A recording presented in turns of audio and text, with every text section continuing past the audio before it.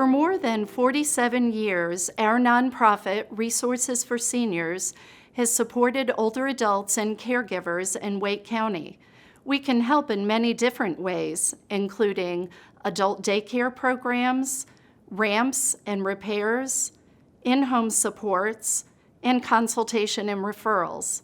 Indeed, we're who to call when you're not sure who to call.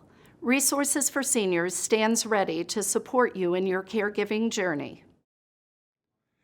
I'm Mark Costley, the founding attorney of Clarity Legal Group, the Triangle Area estate planning and elder law firm.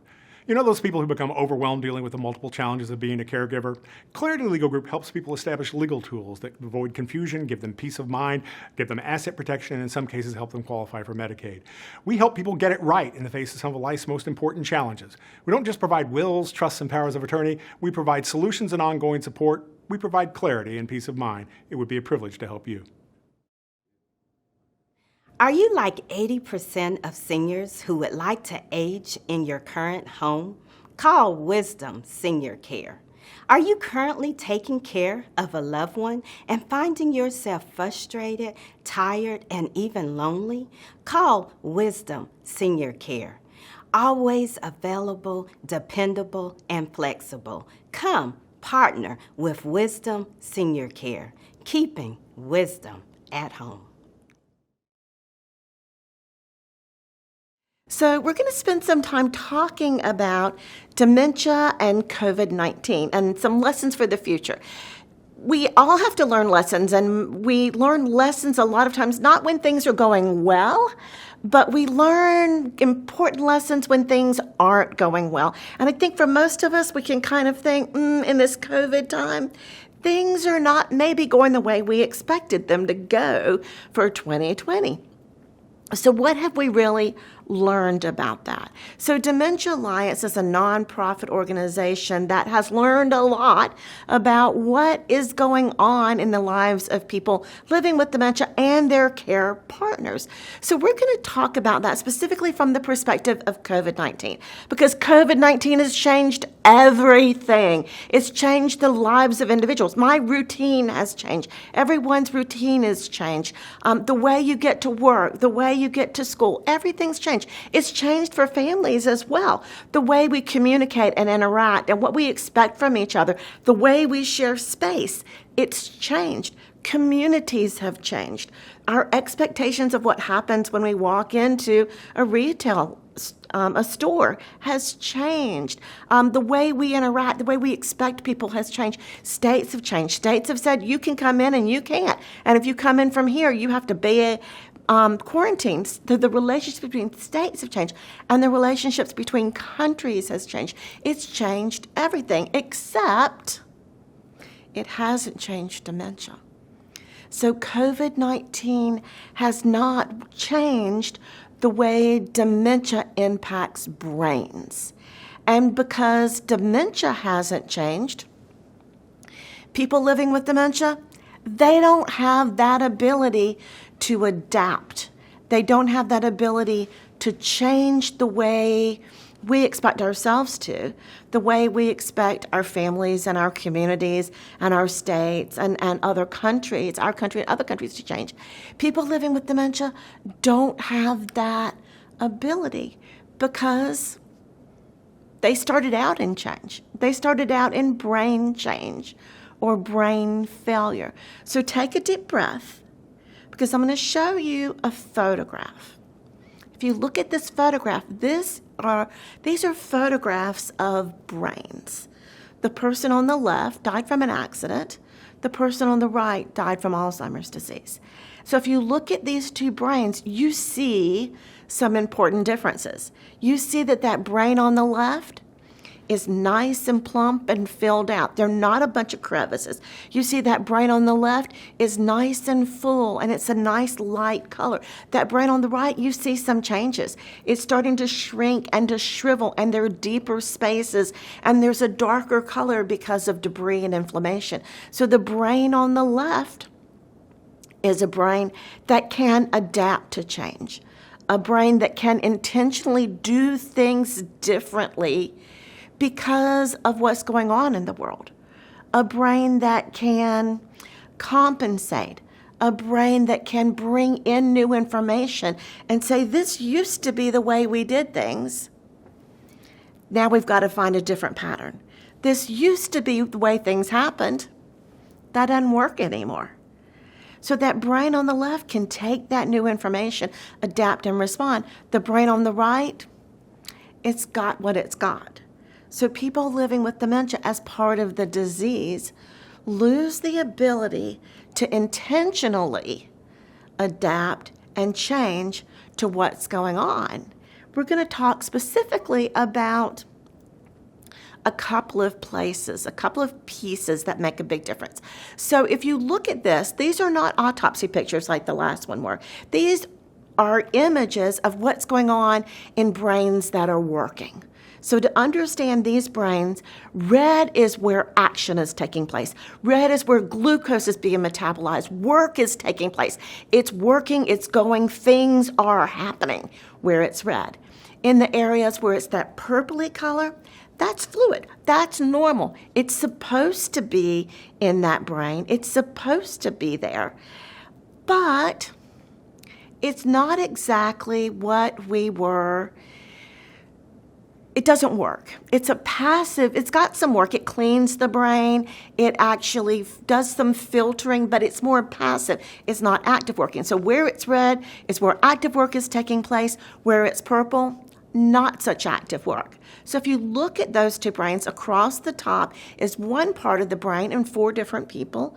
Across the bottom is a second part of the brain in the same 4 people.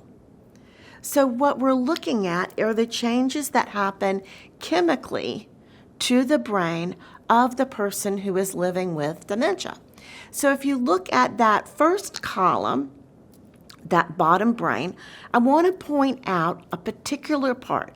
So if you look at that arc, there's a red arc at the top of that brain. That red arc at the top of that brain is the frontal lobe. And that frontal lobe, if you'll put your hand right here, this is the part of the brain that is the part that lets you be who you want to be, and the part that lets you behave the way you want to behave. Now, here's the secret. It doesn't really start working until late teens to early 20s in girls, late teens to mid-20s in boys. So if you've got teenagers in your life, give them some grace. They can say, my brain made me do it. Because they really don't have that real ability to filter, to decide how they're going to do it. Because this is the part of the brain that controls your impulses. This is the part of the brain that allows you to prioritize and organize your day. This is the part of your brain that allows you to make choices and decisions, to take a whole bunch of information, put it together, and to come up with the logical, reasonable way to respond. This is the part of your brain that allows you to entering a situation, to look at the situation and say, you know what? I got this. I know how to do this. Or to look at the situation and say, ooh, I need help. That's the part of the brain. So if you look at that second picture on that bottom row, and you look at where that red arc is on that first one,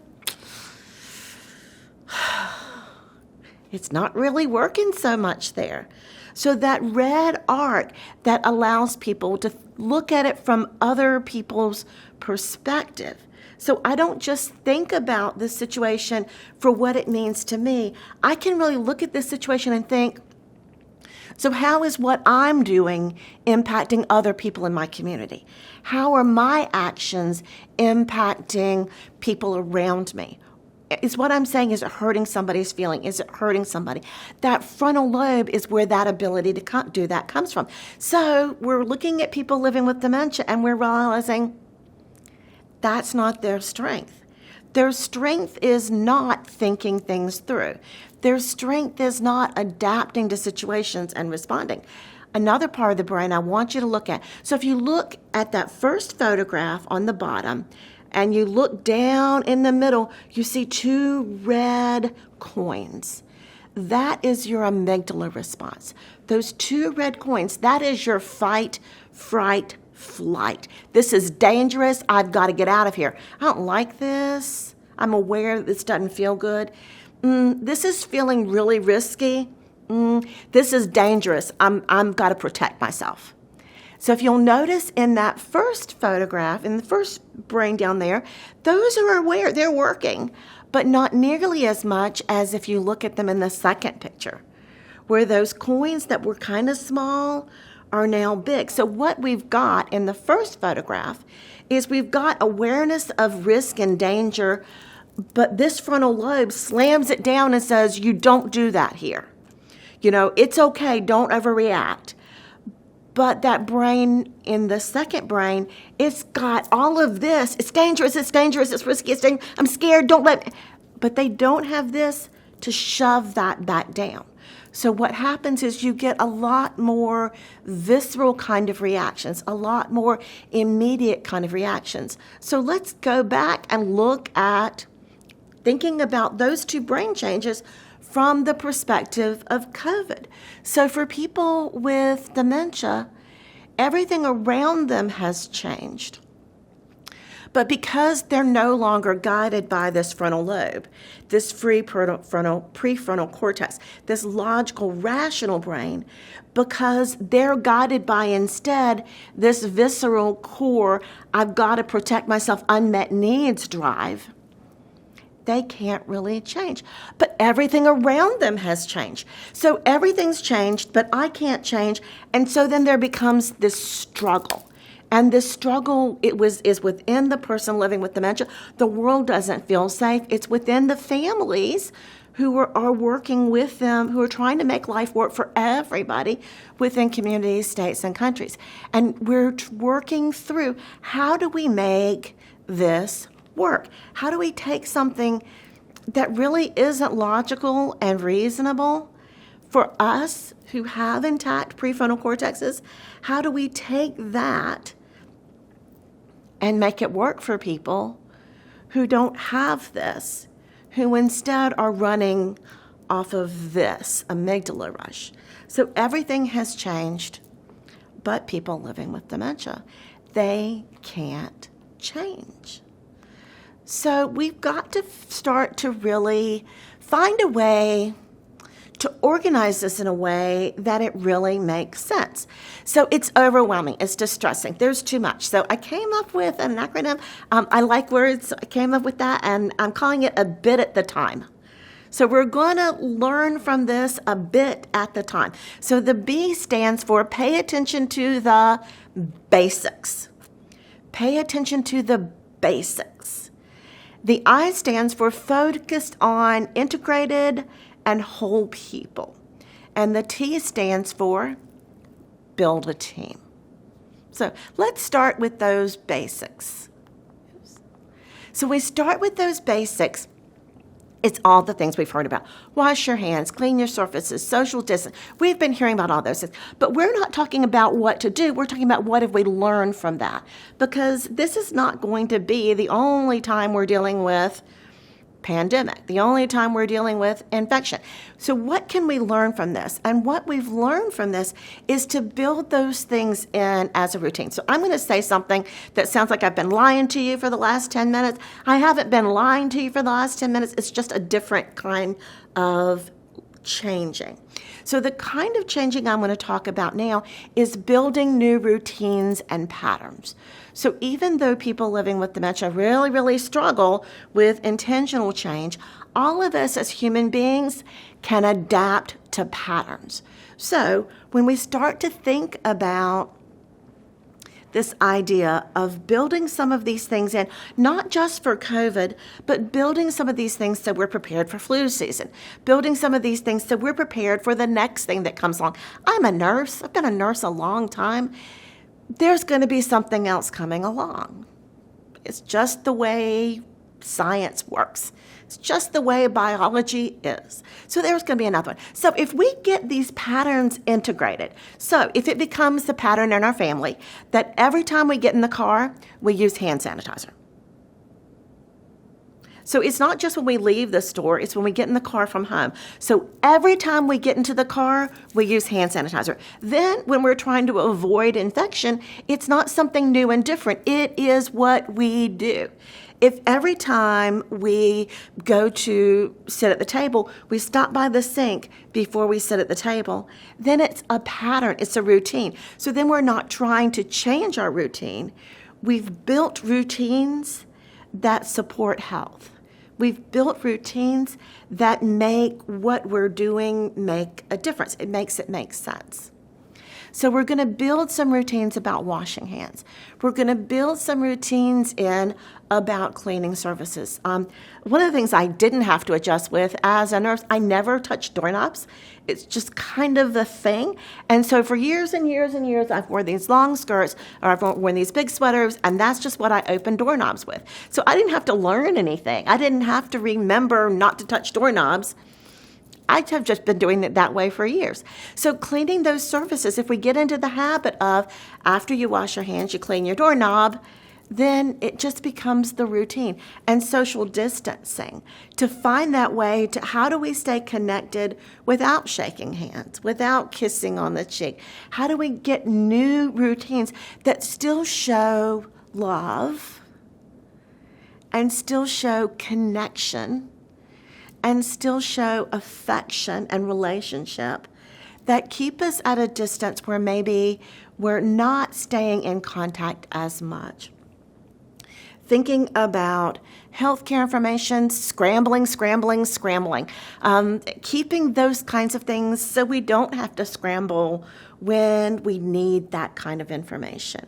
Making sure that every time we go to the grocery store, we just add one little thing to the basket. I started doing this getting my son ready for college. Every time I went to the grocery store or to Target or to Walmart or any store, I would just add something else to the basket to kind of stock up that way. It wasn't a big deal well, it was, but, not because I didn't have enough, stuff. Accessibility. So thinking about how do we manage the idea of everyone having what they need in times when things aren't challenging. And then how does everybody have what they need in times when life is complicated? How do we set those systems up when we're on the other side of COVID so for the next one, we're not dealing with these crises that we are?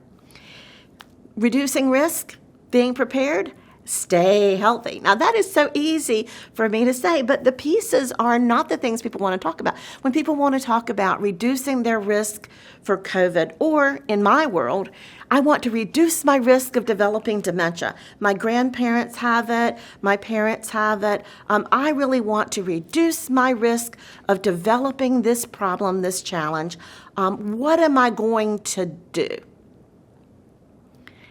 It is these healthy kinds of things. It's these things that really make a difference all day, every day. It's nutrition and hydration.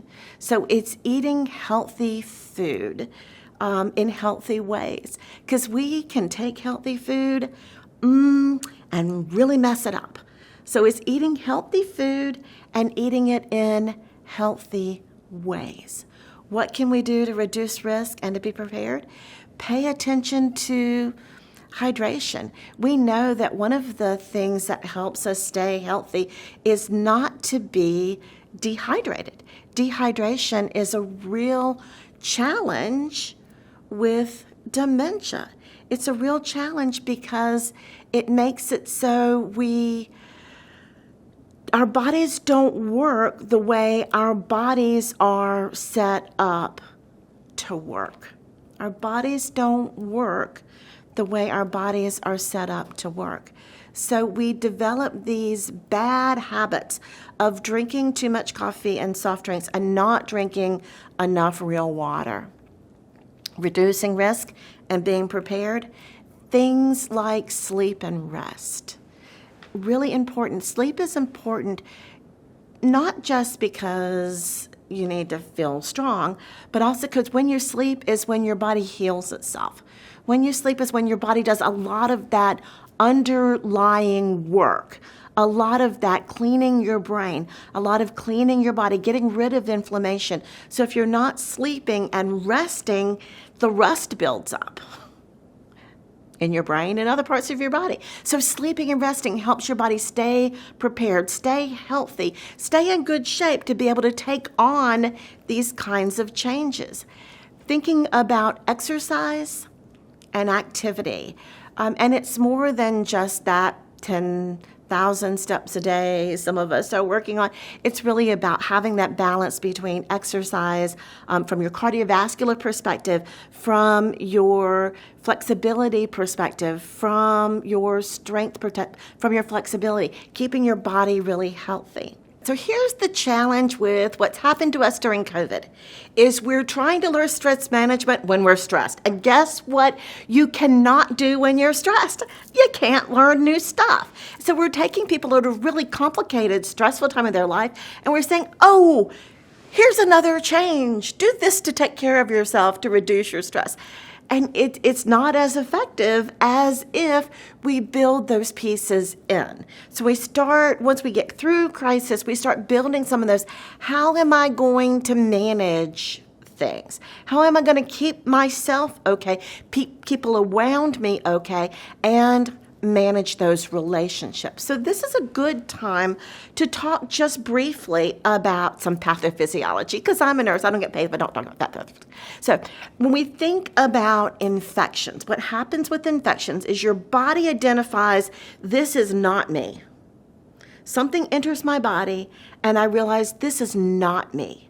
So my body reacts and responds by sending out white blood cells. So it's white blood cells, get rid of it, send it to the lymph system to get rid of it, and my immune system has done its job and we're fine, we're good to go. The challenge is with how much of that, whether it's a virus or a bacteria or a fungus or some other pathogen, how much of it are we exposed to, and what kind of shape is our immune system in? So places where we're exposed to a lot of the pathogen, your potential for getting infected goes up. And if your own body doesn't mount that immune system, your risk of getting infected goes up. So all of these things reduce your risk of becoming infected and help you be prepared so your body can do what your body is supposed to do. So your body can do what your body is supposed to do. So here's the challenge with people living with dementia. There are two factors that don't work as well. Older people have slower immune responses. Now, not all people with dementia are older, but a lot of them are. So if you've got someone who's older, they're having these aging changes. So the virus or the pathogen enters their body takes a longer time to recognize it. And while the body is taking a longer time to recognize it, in the background, that virus is multiplying, that virus is growing. So now when the body does respond, it's having to respond to more virus, which takes more response, which can get overwhelmed in this delayed kind of sluggish reaction. So older people often become much sicker before we realize they're sick, and they may never look classically sick. Older people may not have the cough and the fever because they don't. Then when we throw dementia in the mix, dementia affects the whole brain. So now the whole brain is changing, which means that that immune system is changing as well. So that immune system may not be responding to not me until later on. So we're dealing with two issues that increase our risk, which makes it incredibly important that for people living with dementia, we have done all of these things in an attempt to reduce their risk and to be prepared for what potentially they might be exposed to what might happen next. So that's your basics. Moving on to focusing on the integrated and the whole person.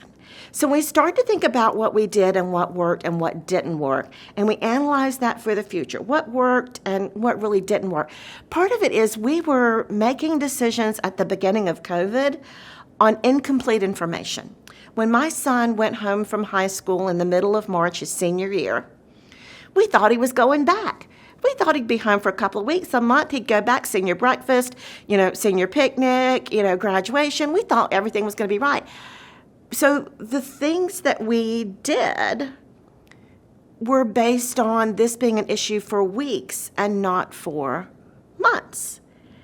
The responses that we had for older people and for people living with dementia, we made thinking we were anticipating weeks of this and not months of this. And so while thinking through not having visitation is something that kind of makes sense if you're looking at weeks, when you're thinking about not being able to see your family for months, it gets really complicated. So thinking back through what makes sense for this person in this situation, that one size doesn't always fit all. I'm not saying we should not have done the things we did or we shouldn't do them again. I'm saying we've got to be really intentional and thoughtful in what we are doing in an ongoing kind of way. So for people living with dementia, the questions become things like, who really is that person's core? Who is that person's exposure group? Is it just the people in their room, or is it the people in their community? Again, these are conversations, not recommendations. We really to sit down and thoughtfully, intentionally have these conversations. When did it work? And now, when is it that we need to do something different? Because isolation or connection has impact. So we've talked about two things already that impact your response to infection. We talked about age. We talked about dementia. Isolation or connection, this sense of being with people together, or this sense of being put out to the side and being alone, impacts your stress response. So isolation increases stress. I'm betting you can guess what happens to your immune system when you are stressed. When you are stressed, your immune system shuts down. That's why a lot of us have noticed that after a big project is due at work, you get a cold. Or after you go through something where you're up a lot of nights in a row, maybe the stress of, maybe it's something wonderful and exciting that's still stressful, like a wedding. You wind up with a cold at the end of it. Your immune system is linked in with your stress. So isolation and connection, negatively or positively impacts the way you're managing stress, which negatively or positively impacts your immune system, which has impact on your health. So whatever future decisions we make, whatever we've learned from COVID, from the perspective of isolation, we have definitely learned that we've got to think about people as whole people, and that we are more than just our physical beings. And so in that, we need to add in ways to connect emotionally. We need to practice these approaches so when times are hard, they're natural. We're not trying to learn something new on top of dealing with the pandemic. So the way I approach this is to think about accepting and validating feelings. And what I mean by that is, if someone is distressed, I don't want to be here, I want to be with my family, instead of trying to say, well, you're in no worse shape than anybody else is. You're doing this for your own good. We're just trying to take care of you. We're just trying to keep you healthy. That's not helpful. Or saying, now calm down, you're overreacting. Those kind of things don't help. Instead, really accepting this is really hard and validating that person's experience, validating those feelings. Part of that becomes listen before you start to explain. There's an old saying, 2 ears, 1 mouth for a reason. In this situation, it's true. Really listen before you start to answer those questions. We know life is full of grief and loss, and pandemics are full of grief and loss. So being prepared to support people living with dementia means finding the resources you need to build yourself up. I was at a lecture at Duke at the School of Nursing, and this woman said, and I can't figure out who it was. I know other people have said it since, but you can't give away something you don't have. So if you're not supporting yourself, building yourself up, then you don't have what you need to give away through grief and loss. It doesn't mean 50 minutes of psychotherapy. It just means really being connected in a way so you feel like you're not alone in this moment. With a mask and a visor on, you're still not alone. I'm connected with you. I care about you. And that comes with really hearing you and saying, you're right, I feel the same way. I get it. I'm in it with you. So a little review of the slides that we've been through already and the ones yet to come. So this empathetic communication is a way of doing this in a structured kind of way, which starts with the feelings. You don't want to be here. You want to get out of here. It looks like you are really frustrated with what's going on. Tell me about where you want to go. Tell me about why this is not working for you. And then it sounds like you're really good at this. Could you help me? Would you try to do this with me? Could we do this together? And then we can figure out what we're going to do next. So instead of telling people, nope, you're wrong, calm down, other people have it worse, we really connect with people. Now, I consider, and take a deep breath because this might be, I interact with most people in my life like they've got a little bit of dementia. And not because I don't love and respect them, but because I love them and respect them, because I realize very few of us spend our days operating in a place where we are all this amygdala, where we are all this frontal lobe and not driven by this amygdala. We are human beings. We respond to that. So take a deep breath. And when it's your sibling who's out of town who says, I just think, take a deep breath. It sounds like tell me about, okay, so what can we try? And the last piece of the bit, and the piece I've really left some time for, is this idea of building a team. The challenge is that we have the sense that we are in this alone, that dementia is isolating, and it is, that care partnering is isolating, and it is, that we're the people who know it best, and we do. We're the people who have the most skills, and we do. The challenge is, no matter how much you care, how committed you are, how much you love that person, you can't do it all. There's the idea that love is enough, and it is an important piece, but it's not enough when it's the middle of the night and you haven't slept for a week. So build that team before you get into crisis, because when you get into crisis, you're going to take anybody who comes along who's got on a jersey that matches. So maybe the person who comes along who's got on the jersey that matches is another quarterback. You've already got a quarterback. You don't need another quarterback. What you really need is a defensive lineman. But up comes a quarterback. He's got on the jersey. You'll take him in. When you build a team when you're not in crisis, you can choose people to be on that team who have skills they can bring. You can choose people to build on that team who can contribute and can make things better. You can build people to be on that team who get it. Now, there are a lot of people out there who love you, and there are a lot of people out there who care about you, who just absolutely don't get dementia.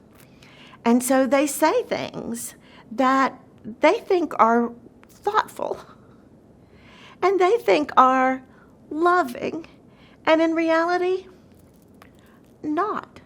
So I got a phone call one afternoon from a young woman, and she said, Melanie, I think I need your brother's phone number. And what you need to know is my little brother is a lawyer. So very rarely do people call me and say, Melanie, something wonderful happened. I need your brother's phone number. Most of the time when people call me and say, I need your brother's phone number, it's because something not great is happening. So I get a phone call, Melanie, I need your brother's phone number. Something's happening. So what I do is I use one of my secret words. So I've got these secret words that I keep. They're not secret words. They're special words. They're magic words. I pull out one of my magic words and I say, tell me more. So that's one of my magic words is, tell me more. So I said to this one young woman on the phone, I said, tell me more. And what she said was, well, I think I'm going to shoot the person I work with. Now, this is a very nice person. This is not the answer I was expecting from this very nice person was, I think I'm going to shoot the person I work with. That's not what I was anticipating. So I said, tell me more. And she said, I went into work this morning and I told my coworker that I'm afraid my mother is going to set the house on fire. That she turns the burner on the stove on and she leaves it on. And I'm truly afraid, I'm really scared that she's going to leave the burner on and she's going to set the house on fire. And I just don't know what we're going to do when it happens. I don't know where she's going to live. I don't know what we're going to do. And my coworker said back to me, well, have you thought about putting up a sign? And she said, I thought I was going to slap her. Because the idea for people who don't understand dementia, for people who want to be on your team, they want to be on your team. They think it's a good idea to be on your team, but they've got a lot more opinions than they do information. They've got a lot more opinions than they do knowledge. They come in with these ideas of what you should do, and that really doesn't work. So they come in with the ideas of what you should do is just go tell them that you're going to do it. That doesn't work. So build your team with people who really get it. And when I say it, I mean people who understand that dementia is truly brain failure. And so just like I wouldn't say to somebody with congestive heart failure, breathe better, or I wouldn't say to somebody with kidney failure, filter those lungs, filter that blood, filter that. I wouldn't say that. For people living with dementia, to tell them to try harder or to pay attention, or here's one that comes from a lot of mental health people, set limits and boundaries. Well, I believe in that until the person's got dementia. And then when that person's got dementia, those limits, those boundaries, they really don't work anymore. They don't really work because the person doesn't have that ability to really see it from the other person's perspective. So when you build that team, build it with people who understand dementia not just as a memory problem. So going back to my story about the kitchen, about the stove, the person thought about dementia, the marketing, and what we see on media is dementia memory. Dementia equals Alzheimer's equals memory, and that's really not true because dementia impacts the whole brain. It definitely impacts the hippocampus, which is memory, but it also impacts language. So people don't have the ability to say things that they need or to understand things.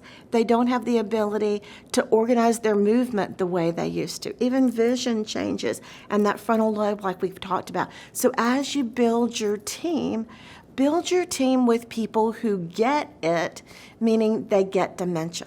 They understand that we can't change the person living with dementia. So what we're left with changing is the environment. So we're going to change the environment. What we're left with changing is our helping. So the way we connect, the way we help. Because if you build a team of people who want to help but who don't get it, you have the person who walks in and lies to the person living with dementia. So they walk in and they tell the person living with dementia, oh, I'll take you home when I leave. And what they don't realize is that may be the thing that really sticks. That may be the piece that really connects. And so then when they get ready to leave, the person says, well, you said you would take me with you. And the person's going, well, I thought they had memory problems, but that's the piece that they remember. So build your team of people who get dementia. Build your team of people who get your person living with dementia. Because if you have one person, if you know one person, you know one person. So maybe what's really important to one person living with dementia is that they have time to be with family. Maybe for another person, it's that they have time to be outside. So include people who know your person living with dementia, who get that your family member might have wanted to live through everything, or they might have said, if I can't do this, I'm good. so who really understands your person. Build your team of people who really get you, because you as a care partner bring strengths to this and bring challenges to this. So if I know a lot about managing money, I don't. But if I did, I don't need anybody telling me how to manage my money. That's going to make me annoyed and frustrated. I need somebody to help me deal with some of the other pieces. So build that team of people who know what you need and when you need it, including things like your personality. So when times are tough, are you a person who needs to pull away? So what you really need is somebody to just come in and take over for a few minutes and let you be by yourself out of it for a little while. I need some time alone. I will give you everything I own for 20 minutes in the bathroom. Do you need that time alone, or is it what you really need? I really need to ventilate. I don't need you to answer it. I don't need you to solve it. I don't need you to fix it. I just need you to talk, because this is really terrible. I am so frustrated. I am so tired of this. I can't believe this has gone on so long. It's been months. We thought weeks, and now it's been months, and I am just done. And have that person realize that what you really needed was not drugs or therapy or to leave. What you really needed was just that opportunity to really express, this is really tough. Doesn't mean I don't want to do it. It just means it's hard. So build that team of people who get dementia, get the person living with dementia, and get you. And then really start to think, okay, what have I got and what do I need? So if this happens again and I'm in this situation, what am I really going to need? So if what I'm really going to need is somebody to go run errands for me, then have a group of helpers who are willing to do that. Now, we have helpers we can pay, things like dropping stuff off and all kinds of cool stuff. But identify what you need and then who might be able to do that, or identify who you've got and connect them with the needs. So I was working with the family, and there was one sister who liked to talk on the phone. And there was another sister who was in the middle of all of the crisis, trying to manage a bunch of different things that were going on with the person living with dementia. And so the person who was trying to manage the person living with dementia was constantly getting text and phone calls and outreaches from the sister who really was trying to help, but was trying to help by being constantly engaged. And what this sister decided to do was to put the sister who needed to talk in charge of, brilliant, communication processes. So this sister then became the person who would tell all of the other family members, connect with people from the faith community, really stay in touch with everybody about what is going on and what do we need. So you can either identify the needs and then connect with the helpers, or identify the helpers and then connect with the needs. The challenge is, and I'm going to intentionally back up a few slides. And as I back up, I'm going to go back to this slide because I want to look at this slide again, but from a slightly different perspective. So this we're thinking about not as a person living with dementia, but this we're thinking about of those with healthy brains. So what tends to happen is when we get in time of stress and this amygdala starts to respond, this does as much as it can for as long as it can to slam it down. This does as much as it can for as long as it can to say, no, be logical, be reasonable, make good decisions, do what makes sense, do it this way. We do it as long as we can, but when we get to that point where, oh my Lord, it's been too much, oh my, it's just too hard, then this begins to take over. So the lessons learned from COVID are that we can't figure out accurately, reasonably, what to do in a crisis in the crisis. To figure out, we've got to set up these patterns and these relationships before we get to that point. So if we go back to the idea of BIT and we start to think about paying attention to those basics. What are the patterns we can build now? What are the routines we can build now? What are the tools we can build now? What are the skills we can build now? What are the pieces we can put in place now? We focus on, we can't just take care of physical beings, because if we just try to take care of the physical and we don't manage the emotional needs of whole people, we don't manage social needs and spiritual needs of whole people, we don't think about making it integrated into this person, not just as a person at risk for dying from an infection, but this person who's at risk for dying from isolation, then we're not learning from our past. And then build that team that comes based on what you need and who you've got with people who get it.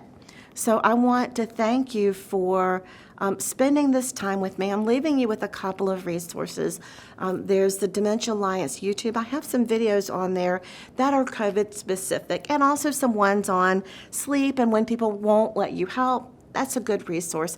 You've got the Dementia Alliance website, the TIPA Snow website, and TIPA also has a YouTube video, a YouTube channel, which is really helpful. And then Spiritual Elder Care is a resource for thinking about not just physical, but also the social, the emotional, the spiritual needs of people, whether we're in a pandemic or not, whether we've got dementia or not, but thinking about what do we as human beings need, not just to survive, but really to survive this in a place where we're going to wind up in good shape on the other side of it.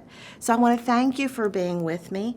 I want to open it up now. I think we've got some time for questions. So thank you, and I look forward to having some one-on-one questions. So thank you for being part of this and for supporting this wonderful online virtual conversation we're having. Thank you.